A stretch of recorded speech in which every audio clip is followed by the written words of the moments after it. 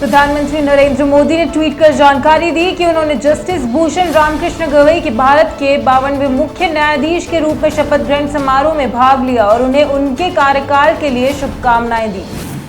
राष्ट्रपति द्रौपदी मुर्मू ने chief of defence staff general Anil Chauhan, chief of army staff general Upendra Dwivedi, air chief marshal AP Singh और navy chief admiral Dinesh के त्रिपाठी से मुलाकात की। इन सैन्य प्रमुखों ने राष्ट्रपति को ऑपरेशन सिंदूर के बारे में जानकारी दी। राष्ट्रपति ने आतंकवाद के खिलाफ भारत की प्रतिक्रिया को सफल बताते हुए सशस्त्र बलों की वीरता और समर्पण की सराहना की। भारत की विदेश मंत्री डॉक्टर S जयशंकर ने ऑस्ट्रिया की नई विदेश मंत्री बीएटे मैइनल रेइसेंजर से बात की। उन्होंने आतंकवाद के प्रति शून्य सहिष्णुता और परमाणु ब्लैकमेलिंग के खिलाफ मजबूत विरोध की बात की। इसके साथ ही दोनों नेताओं ने द्विपक्षीय संबंधों और यूक्रेन संघर्ष पर भी चर्चा की। उत्तराखंड के मुख्यमंत्री पुष्कर सिंह धामी ने देहरादून में आयोजित तिरंगा शौर्य सम्मान यात्रा में भाग लिया और शहीदों को श्रद्धांजलि अर्पित की। इस अवसर पर उन्होंने भारतीय सेना द्वारा ऑपरेशन सिंदूर की सफल कार्रवाई की सराहना की और कहा कि उत्तराखंड वासियों की एकजुटता और देशभक्ति का प्रतीक है। उन्होंने प्रधानमंत्री नरेंद्र मोदी के नेतृत्व में आतंकवाद और आतंकिस्तान के खिलाफ भारत की दृढ़ नीति की सराहना की। दिल्ली की मुख्यमंत्री रेखा गुप्ता ने दिल्ली में आयोजित जन सुनवाई में जनता की समस्याओं और सुझावों को सुना। उन्होंने त्वरित समाधान सुनिश्चित करने के लिए संबंधित अधिकारियों को आवश्यक निर्देश दिए और सेवा, समाधान और समर्पण को अपना संकल्प बताया। उत्तर प्रदेश के मुख्यमंत्री योगी आदित्यनाथ ने लखनऊ में आयोजित लोकमाता पूज्य देवी अहिल्याबाई होलकर जी की त्रिशताब्दी स्मृति अभियान के अंतर्गत प्रदेश कार्यशाला में भाग लिया। उन्होंने अहिल्याबाई के न्याय, धर्म और सनातन संस्कृति के प्रति योगदान को सराहा और उन्हें पुण्य श्लोक के रूप में श्रद्धांजलि अर्पित की।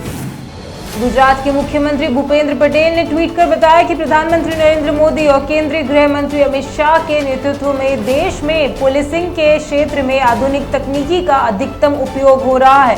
गुजरात सरकार भी पुलिस बल को आवश्यक तकनीकी और इंफ्रास्ट्रक्चर प्रदान कर रही है। पुलिस जवानों को इंटेलिजेंस, सर्विलांस और कन्विक्शन जैसे कार्यों के लिए नई तकनीकी से लैस भी किया जा रहा है, जिससे अपराधों पर नियंत्रण और सजा दर में वृद्धि हो रही है। मध्य प्रदेश के मुख्यमंत्री डॉक्टर मोहन यादव ने बेंगलुरु में आयोजित मध्य प्रदेश में निवेश के अवसर कार्यक्रम में भाग लिया। इस अवसर पर उन्होंने राज्य में निवेश आकर्षित करने के लिए प्रदेश की मजबूत बुनियादी ढांचे, उद्योग अनुकूल नीतियों और संसाधनों का उल्लेख किया। उन्होंने कहा कि राज्य की सरकार निरंतर रोजगार परक कार्यों की दृष्टि से मध्य प्रदेश को समृद्ध बनाने के लिए किसान, महिला, युवा और गरीबों के जीवन को बेहतर बनाने के संकल्प के साथ निरंतर कार्य कर रही है। मुख्यमंत्री देवेंद्र फडणवीस, उप मुख्यमंत्री एकनाथ शिंदे और उप मुख्यमंत्री अजित पवार ने काशी गांव से दहिसर पूर्व तक मेट्रो मार्ग 9 के पहले चरण का ट्रायल रन हरी झंडी दिखाकर शुरू किया। ये मार्ग मुंबई मेट्रो विस्तार का महत्वपूर्ण हिस्सा है, जो काशी गांव और दहिसर पूर्व को जोड़ता है। इससे यातायात में सुधार और भीड़भाड़ में कमी आने की उम्मीद है। कृषि एवं किसान कल्याण मंत्री शिवराज सिंह चौहान ने दिल्ली में भारतीय सेना के शौर्य के सम्मान में पौधारोपण किया। उन्होंने कहा कि जब चुनौतियां कठिन होती हैं, तब भारत की सेनाएं मजबूत दीवार बनती हैं और नेतृत्व राष्ट्रहित में निडर होकर खड़ा होता है। यह विश्वास हमारी शक्ति और एकजुटता का प्रतीक है। आवास और शहरी मामलों के मंत्री मनोहर लाल खट्टर ने ट्वीट कर बताया कि प्रधानमंत्री नरेंद्र मोदी की अध्यक्षता में केंद्रीय मंत्रिमंडल ने भारत सेमीकंडक्टर मिशन के तहत उत्तर प्रदेश के जेवर में 3,700 करोड़ के निवेश से एक नई सेमीकंडक्टर निर्माण इकाई स्थापित करने को मंजूरी दी है। यह संयंत्र HCL और फॉक्सकॉन के संयुक्त उपक्रम के रूप में कार्य करेगा और मोबाइल फोन, लैपटॉप, ऑटोमोबाइल्स और अन्य डिजिटल उपकरणों में उपयोग होने वाले डिस्प्ले ड्राइवर चिप्स का उत्पादन करेगा।